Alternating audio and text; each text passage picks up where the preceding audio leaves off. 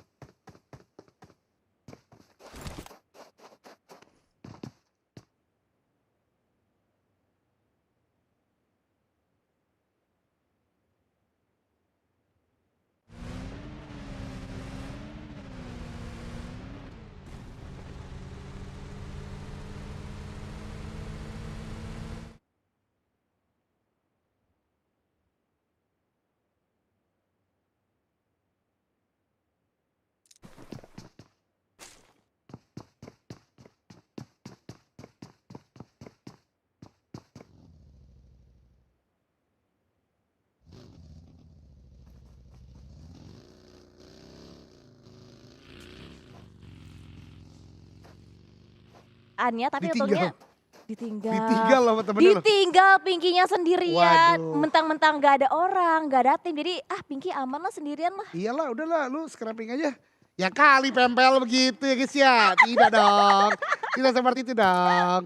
Tentunya mereka solid. Mereka berkomunikasi secara aktif dan tentunya on point. On point betul. Dan juga mungkin dari tim Scarlet dia akan mencari lagi vehicle tambahnya lagi sebelum nanti melakukan penjemputan ke seorang Pinky. Dan dari GPB juga mereka belum melakukan banyak movement. Masih nge-hold juga di area defensif mereka. Masih coba untuk fokus looting juga. Dan kita bergeser juga untuk POV-nya all the way to El Pozo. Ditempatin oleh tim Alter Ego. Alter Ego, kota yang cukup besar, tapi lagi-lagi ada key building kayak stadion seperti ini, rumah bata besar maupun rumah bata yang ada kayak pembangkit listrik gitu di dalamnya, ada rumah dewa juga, jadi ya El Pozo pun akan cepet lah mereka loot. Gig justru ini yang menurut gua agak cukup lama sih, udah menit ke-7. Mereka turun awal bisa kita katakan tadi ya. Betul. Tapi belum ada pergerakan signifikan yang dibuat oleh Gig. Mungkin mereka mau main tailing atau gimana, tapi gua agak kurang srek sih kalau memang sampai menit segini pun mereka belum mantapkan lagi ke arah mana. Karena punya 1 kilo nih PR untuk masuk zona yang pertama. Oh menarik, berarti harus banyak kalkulasi lagi dipikirkan kembali oleh tim Gig untuk bisa mengambil lagi celah-celah untuk mereka bisa masuk. Karena mereka udah telah tertasi, pasti Wah. itu di bagian area posisi udah mulai rame. Tapi suara kendaraan tim Bigetron terdengar dari kuping seorang Flykido. Mungkin akan tembakan beberapa warning shot ke bagian depan, tapi masih tahan juga tembakan peluru panas, tapi malah dari tim Bigetron yang membuka tembakan terlebih dahulu ke seorang Flykido. Atau enggak? Oh, temennya sendiri. Dipukul. Bikin kaget. Udah dibangun ya momennya ya. Mineral iseng. Gua tandain mineral nih. Iseng dia. Iya loh, udah mau genting seperti Udah ini. mau genting Gua sama nih. Windy bingung kok nggak ada damage-nya berkurang. Iya, kok masih Dipukul full. ternyata.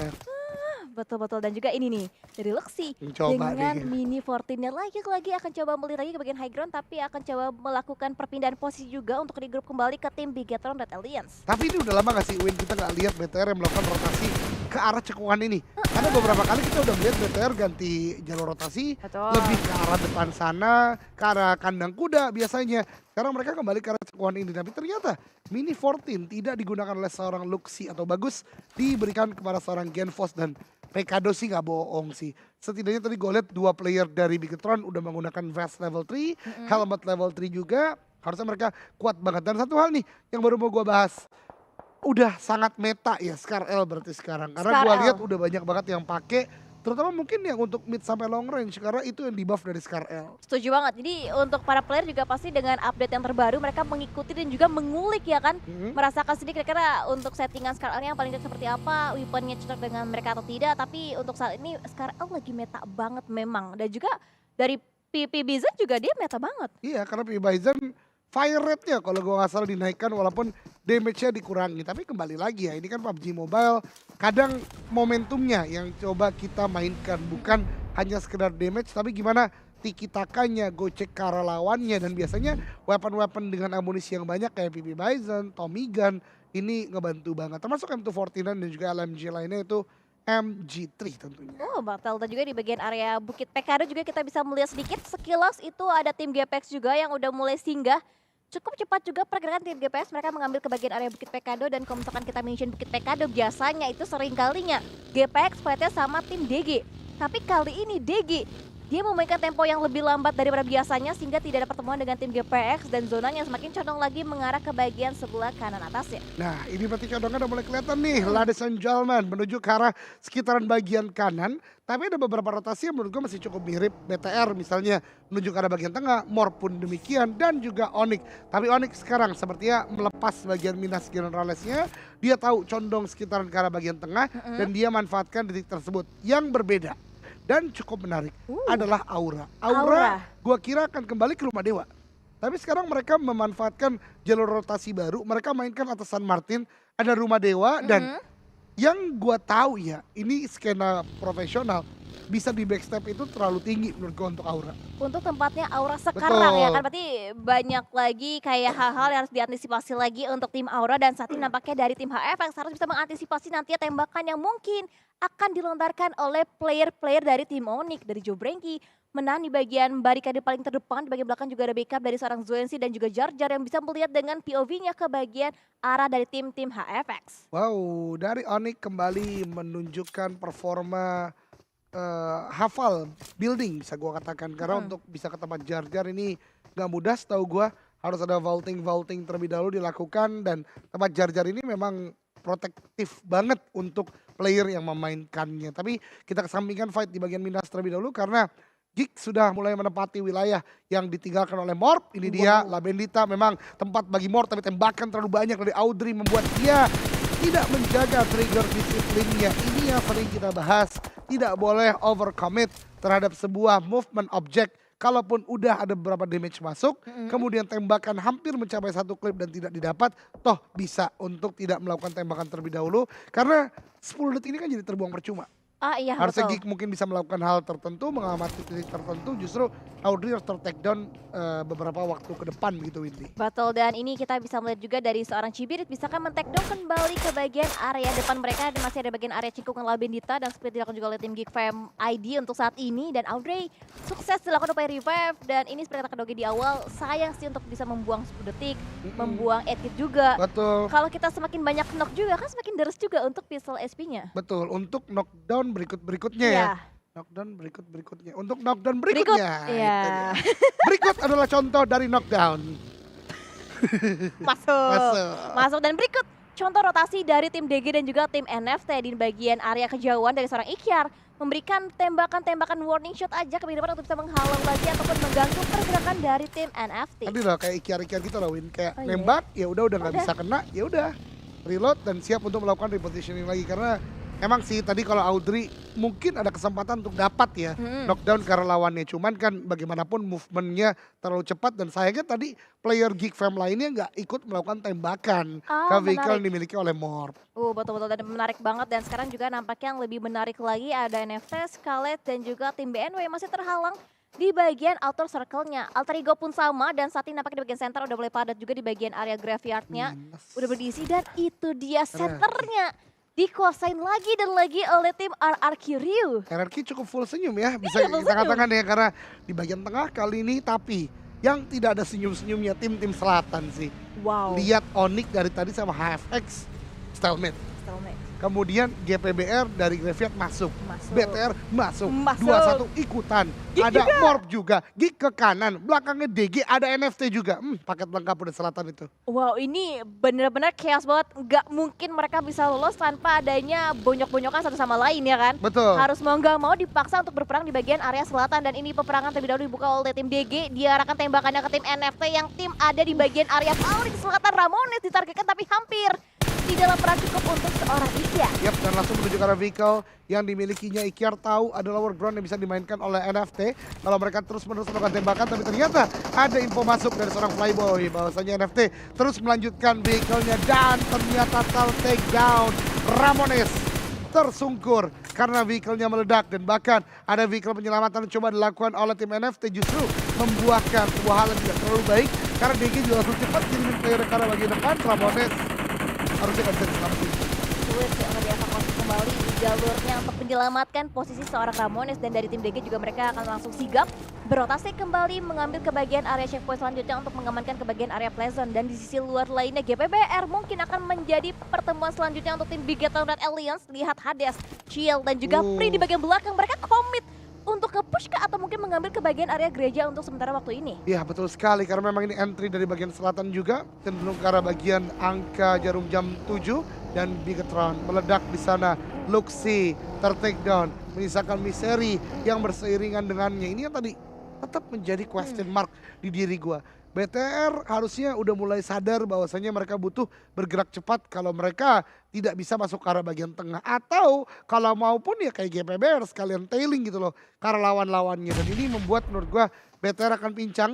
Bahkan harusnya kalau GPBR tadi maksimal banget dapat satu lagi dari BTR. Tapi begitu knockdown kembali lagi terjadi. Kali ini bahkan 2-1 yang memberikan korban ke arah BTR dan datang lagi 2-1 tembakannya on point karena ternyata 2-1 ada di pinggir jalan belakang BTR fix hanya akan melanjutkan game dengan 2 player saja. Wow, split dua-dua yang masih belum begitu maksimal untuk tim Bigetron Red Alliance, bahkan dari seorang Mineral itu ditumbangkan kembali oleh seorang Free dari bagian area satu buah atap, ditambahkan lagi dengan M4-nya dan mendapatkan pick off demi pick off yang diarahkan tim Bigetron ke tim 2-1. Bahkan lihat confirm point eliminasi didapatkan lagi dan lagi oleh seorang Free, tapi seorang Genfos berikan perlawanan, Nocturne didapatkan, Rosemary ditumbangkan kembali posisi dari bagian luar oleh seorang Genfos, tapi backline tidak terjaga. Hanforyu sukses memberikan flanknya untuk menyergap posisi seorang Genfos. Ini BTR bahaya loh. Ingat BTR butuh 2 poin untuk ngejar DU. Betul. Dan ini bahkan belum masuk ke arah hashtag yang memberikan poin bagi BTR. Belum. Dan bahkan belum ada eliminasi yang terkonfirm.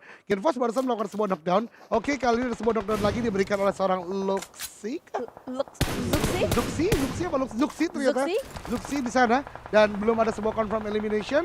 Akan sebuah confirm. Oke, 1 didapatkan, harusnya bisakah? Bisa untuk 1 elimination pertama bagi BTR. Ini masih poin yang sama. Sama DU. Setidaknya butuh 1 poin lagi untuk bisa melaju ke Livik. Dan BTR masih cukup sulit karena belum masuk dalam zona.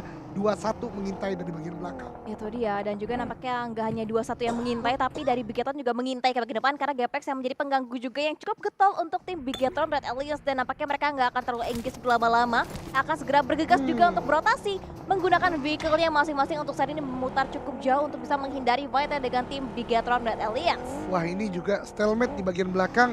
GPBR sama 21 menurut gua nggak worth it sama sekali. Pergerakan GPBR oke, masih punya vehicle yang cukup banyak. Tembakan dilakukan lagi oleh tim 21 dari bagian kiri. Walau begitu, kita melihat juga kali ini ada pergerakan BNW yang cepat menuju ke arah bagian atas dari Minas dan bahkan menumbangkan satu player dari Onyx. Lagi-lagi aktor antagonis tersebut bernama Nyong NX. Nyongs nih bos, betul, dan bahkan tembakannya tuh bener-bener on point banget dari Jar-Jar, dihentikan langkahnya. Joe Brengki pun sama, hampir terhentikan langkah juga karena prediction dari seorang Nyongs, hit marknya masuk. Prediction sangat amat on point, tapi kita beralih juga POV White yang berbeda dari tim Aura, sedang boy juga ke tim 21. 2-3 lawan untuk Aura saat ini. Jason masuk ke dalam satu buah area compound, backup dilakukan, bahkan counter dilakukan juga oleh seorang Jason, didapatkan knockdown-nya juga, dan ini dia saatnya Jason akan mencoba melawan 2 predator dari tim 21. Tapi masih ada No Mercy juga ya, bisa untuk membantu sebenarnya bagaimana pergerakan dari Jason. Nate dilemparkan ke arah bagian dalam, belum mengenai siapapun dari 21. Ada Nate balasan juga tapi belum mengenai seorang Jason. No Mercy belum maju ke arah bagian depan, kali ini akhirnya maju. Ada close quarter combat terjadi, Nate cukup meletup dan ternyata lebih cepat Jason daripada Nate yang dilemparkan oleh player-player dari 21. Close quarter combat terjadi, ada balasan dari Link, tapi No Mercy akan melakukan close quarter combat. Ini dia 1v1 situation, tapi lihat Zuxi terlihat di sana. Akankah bingung No Mercy harusnya karena udah rata semua, kok masih ada orang di bagian luar. Ini dia Zuxi melawan No Mercy. Kalau kemenangan ini didapatkan oleh Zuxi itu dapat 2 eliminasi. Close quarter combat terjadi, No Mercy juga rata. Bigetron fix mengejar Dewa United. Ya, seperti Dewa United tadi untuk tidak lolos untuk di top 12 dari bonus round kita di Livik. Dan saat ini kita bakal kembali lagi fokus ke point yang masih terjadi dari Morph. Nampaknya di depan dari Fajar juga ditumbangkan dengan tembakan demi tembakan yang diarahkan juga dari bagian belakang GPBR join the point, dan itu dia GPBR mendominasi, tapi Nate lebih mendominasi dari seorang Frenzy. Yap, Frenzy, Nate yang connect tadi ke arah bagian GPBR, masih mencari yang berikutnya. HFX juga menjadi tim berikutnya yang pasti tidak bermain di Livik. Onyx terratakan juga di hashtag 13 tapi dia aman secara peringkat, jadi masih ada di bagian atas. Kali ini lihat dari Morph untuk maju ke arah bagian depan. Chiel, the last man standing bertahan di bagian depan sana, menumbangkan satu player dari Morph. Masih mencari yang berikutnya tapi BNW dari bagian atas menjaga. Ini tidak baik sama sekali. Chiel bergerak nekat saja menggunakan sebuah Cube RB menuju ke arah bagian kiri, namun BNW tidak ingin melepas hal tersebut, tapi BNW juga fokus ke arah bagian RRQ. Dan lihat, out of nowhere BNW telah menggenapkan 10 elimination, walau tidak mudah untuk melanjutkan game karena RRQ juga menjegal satu persatu dari tim BNW. Wow, satu persatu dikonfirm jadi sebuah poin eliminasi pastinya untuk tim RRQ. Ryu bahkan Kimain masih bisa bertahan berkamuflase di dalam satu buah smoke-nya aja. Untungnya masih Tyranny Mirai menutupi visionnya juga, tapi bagian bawah GPBR Chiel masih bisa bertahan juga, dan itu dia upaya penyelamatan dilakukan dengan sangat tepat untuk seorang Voldemort. Di luar lainnya juga pakai kata memberikan gertakan juga dengan beberapa predict shot juga ke depan, diarahkan tembakan-tembakan dengan kali 4-nya menggunakan M4-nya untuk bisa mengeksekusi lagi tim-tim lainnya. Zuxi tumbang di hashtag 11 berarti mendapatkan 1 poin, ditambah 3 elimination, 4 poin didapatkan oleh Bigetron Red Alliance. Berarti BTR sekarang menjadi ujung ya. Ujung hashtag 12 sementara waktu. Bisakah dikejar? Karena menurut gua yang punya kesempatan ngejar BTR sekarang ya GD. GD menjadi satu tim terakhir kalau mau mengejar BTR untuk bermain di Levic. Namun begitu kita lihat NFT sudah dari bagian tengah, Geek akan coba masuk pun juga dari dunia games, tapi Alter Ego kembali lagi memadat di bagian utara, dalam artian padatnya mereka adalah padatnya zona yang mereka kuasai. Mereka menguasai bisa dikatakan hampir semua bagian utara, tapi akan dikontes oleh Genesis, Dogma, Gits. Ya, betul, dan juga nampaknya itu menjadi pertemuan yang tidak terelakkan, sama halnya dengan pertemuan dari tim GPB dan juga tim RRQ. Kembali lagi terjadi Mord ditumbangkan di bagian belakang dan nampaknya seorang Asam memberikan backup dari bagian belakang juga, dan ini dia inisiasi selanjutnya dari tim RRQ akan sama-sama bergerak juga untuk lebih maju lagi ke dalam area play zone. Chill terpaksa harus berjuang di bagian area yang benar-benar open. Gak ditinggalkan vehicle sama sekali oleh tim RRQ Ryu. Tapi udah sih, Ciel harusnya udah sulit banget karena DPS zonanya udah sakit sekali. Dan kali ini dari Geek Fam mulai mengamati RRQ di mana. Wow, Audrey tadi hampir bisa melakukan tembakan ke arah bagian bawah. Dan itu dia udah mulai melakukan tembakan lagi. Damage didapatkan dan confirm elimination kah? Kita tidak, tentu didapatkan justru oleh Genesis Dogma yang mempunyai angle shot terbaik ke arah RRQ. Dari awalnya full senyum, RRQ di bagian tengah terlambat untuk masuk ke dalam zona. Sekarang udah mulai dikuasai semua zonanya oleh NFT dan Alter Ego. Harusnya zona abis ini lebih cenderung ke arah bagian AE, tapi AE-nya nggak masuk zona. Agak turun ke bawah ke arah bagian open field-nya. Kayaknya ya. Wow, menarik, dan juga sesaat kita akan menyaksikan sama-sama untuk zona selanjutnya akan cenderung menguntungkan ke tim mana, karena masih ada 6 lagi yang tersisa. Dari tim DG juga masih butuh effort lebih lagi. Split juga dilakukan, posisi mereka saat ini bahkan tapping via dari seorang Zwavel dengan mini vortingnya connect. Zwavel menumbangkan seorang Pedong dari tim Scarlet Gaming, bahkan Piki juga terkena dengan damage sakitnya Blue Zone di bagian outer circle-nya. Yap, dan SG kali ini hanya misalkan satu player saya di bagian luar. Pengamatannya sangat baik dari in-game leader NFT. Kali ini menjaga, dan betul sebagaimana yang gue prediksi, menuju ke arah bagian open field, cenderung ke arah AE, tapi AE-nya nggak masuk. Tapi AE-nya nggak masuk ke Miramar zona selanjutnya. Tim terkuat Miramar, betul, dan kita akan membuktikan siapa tim terkuat di Miramar. Untuk Miramar yang terakhir untuk di minggu yang pertama dari PMPL ID Vol. Dan saat ini Potato masih menahan angle, memberikan backup dari bagian belakang, dan satu player lainnya Ponbit masih berusaha untuk circling around aja, mengambil inisiatif lebih jauh lagi untuk bisa mengambil POV yang lebih jelas. Tapi Cimoy terpredik posisi oleh seorang Alan, tapi belum ada tembakan lagi karena Alan masih akan fokus untuk bisa melakukan healing terlebih dahulu di dalam satu buah area barikade fortingannya. Ini NFT udah kayak penjaga dari zona. Tapi lebih berbahaya lagi bagi tim-tim lain yang masuk duluan ke tengah, justru akan pulang terlebih dahulu menurut gua. Karena pertama saat turun ditembakin oleh tim lain, kemudian ketika masuk ke arah bawah NFT udah jagain. Jadi kita lihat siapakah tim yang paling cerdik untuk memainkan momentum, apakah Geek, NFT, DG, GD, atau SG. Dan ada sebuah utility yang dilemparkan kali ini menuju ke arah bagian depan, bahkan tidak hanya sebuah, banyak smoke yang dilemparkan oleh dunia games untuk menutup vision dari Geek Fam ID menuju ke arah bagian mereka. Ready go dari top 5 kali ini, masih melakukan tembakan ke arah bagian depan, dan Bokar finally kembali lagi menunjukkan taji dia, mendapatkan satu knockdown. Dan ini gua katakan Windy yang cepat-cepat ke tengah justru jadi mangsa bagi NFT Esports. Betul, karena NFT mereka nyaman banget, mereka punya kemampuan, mereka punya area defensifnya sendiri. Split juga dilakukan dari Batman. Dia mengamati bagian entry point tim Alter Ego. Sisi lain juga menjaga ke bagian high ground berbeda, bahkan jump dilakukan juga, dan itu dia backstep yang sukses dari seorang Ikyar. Berhasil bisa mengeliminasi juga satu persatu player dari tim Geek Fam, bahkan Nets dikokang dengan high toss yang connect. Ikyar ditumbangkan dengan Nets yang connect dari seorang Cimoy, dan ini menjadi gertakan baru lagi untuk tim Geek Fam ID. Dilawan 2 lawan 3 dapatnya posisi saat ini, dan nampaknya dari seorang Hanlu akan berusaha untuk mendapatkan sebagian satu buah low ground. Rancid itu. Ya, betul sekali. Rancid kali ini menjadi last man standing dengan kawannya itu Voker. Smoke demi smoke dikeluarkan ke arah bagian depan untuk menutup vision ke arah bagian bawah. Tapi Audrey pun belum tumbang kali ini menggunakan sebuah vehicle. Sakit banget TPS-nya, sakit banget, dan Geek harus tumbang di hashtag yang kelima. Namun kali ini Alter Ego timingnya sangat mantap. Rata juga dunia game di bagian atas. Tapi yang tidak disadari Genesis Dogma, satu player terakhirnya masih bertahan. Wait a minute. GD dalam pengejaran ke arah Bigetron juga. Wow, ini menarik banget. Daybot masih bisa sukses masuk ke dalam posisi top 3. Tinggal sabar aja.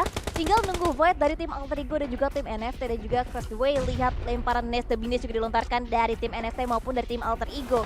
Dan 3 lawan 3 posisinya. Ultim Alter Ego dan juga NFT. Tapi itu Daybot terlihat terbaca pergerakannya oleh seorang Potato. Diantisipasi dan akhirnya explosion-nya. What?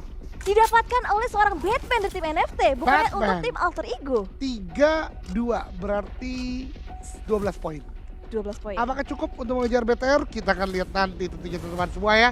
Karena fight masih bergulir kali ini antara Alter Ego dan juga NFT, di mana Svavel, satu player yang mungkin banyak pertanyaan dari komunitas kenapa Eagle Elite tetap dimainkan. Kali ini udah menjadi bukti karena pilihan zona dia selalu saja memberikan sebuah hal yang cukup baik, dan bahkan Potato ada push yang coba dilakukan tapi tidak bisa untuk menembus pertahanan kuat benteng bernama NFT, dan kali ini bahkan membuat kuantitas dari Alter Ego jauh di bawah dari NFT. Kenapa gue bilang jauh? Karena late game beda satu aja udah bisa ngubah gameplay begitu massive begitu teman-teman sekalian. Bisa menjadi game changer ya Betul. untuk timnya masing-masing, dan saat ini nampaknya dari bagian angle seorang drone mendapatkan bagian punggung seorang Ponbil. Itu bakal satu lagi play di tim Alter Ego, tinggal satu lagi Nate. Akankah connect Super Una? Ditargetkan nampaknya posisi oleh seorang drone, dilemparkan Nate, dilemparkan Molotov juga, bahkan udah mulai terkena splash damage juga, tertek setengah HP-nya di seorang Super Una, dan tinggal akan coba diserbu dengan 3 player sekaligus, bahkan winner chicken dinner akhirnya didapatkan oleh tim NFT.